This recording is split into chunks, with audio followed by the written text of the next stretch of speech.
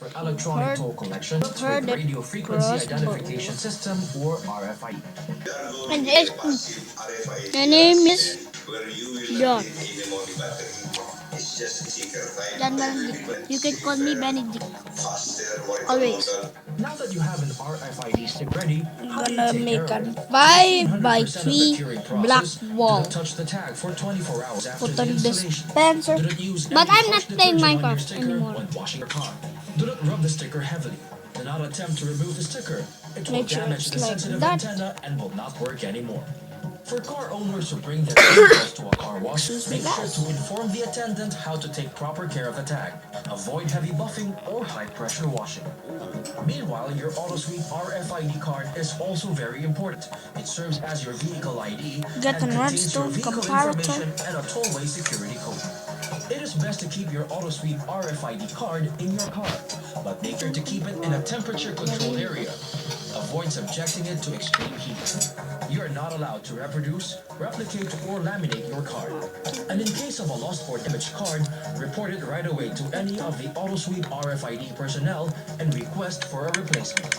If you have any concerns and questions about the AutoSweep RFID system, you can call their customer care hotline at 026323886 or visit the website skywayslex.rfid.com. Get the Southern Tolls app on your mobile for more up-to-date information on traffic conditions along Skyway, SLEX, and Star Tollways.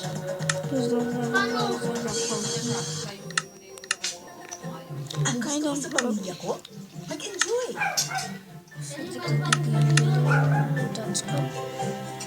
Mag-explore! Mag-share!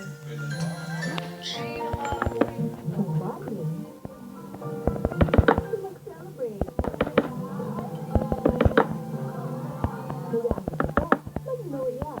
Celebrate goodness every day.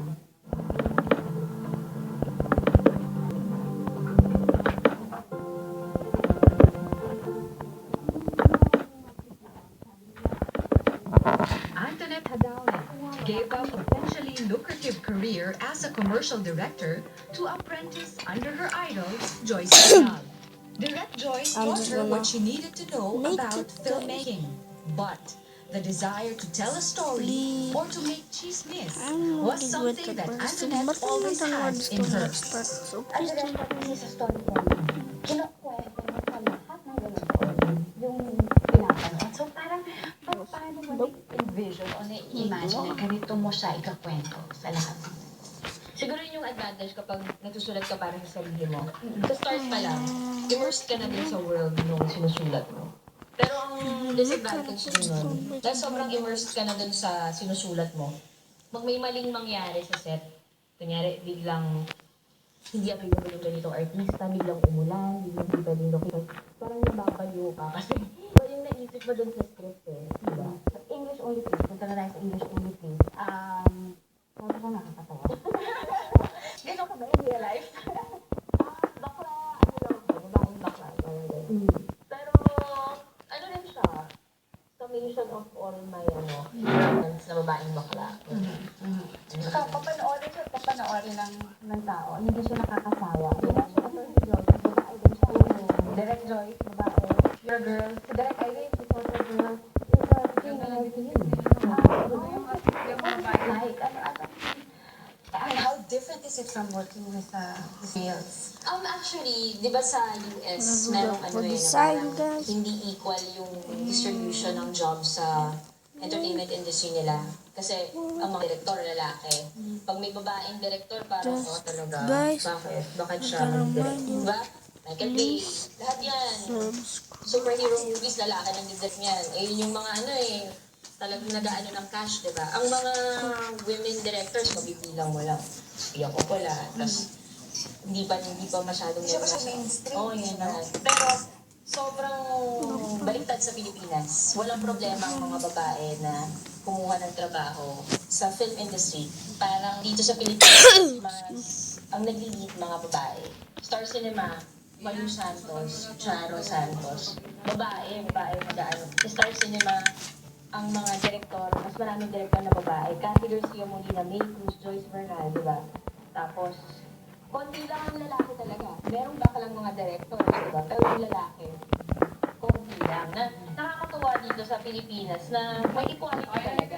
Kaya kapag nasa film festivals kami sa ano, parang tinatanong nila yung mga house the women directors, ano.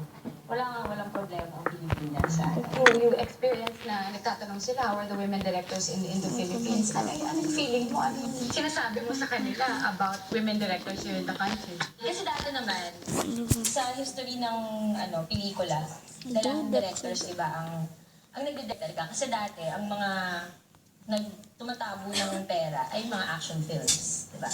Action films, ST films tinawag, di ba? Mga pene. Lalaki yung nagdirect niyan.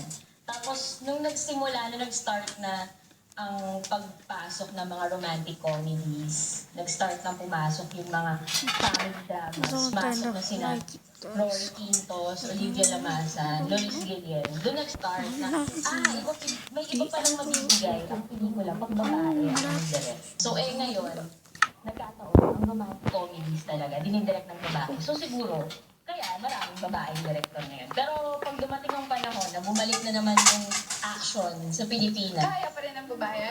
mag-iba ang iba ang atake. Rom-com action.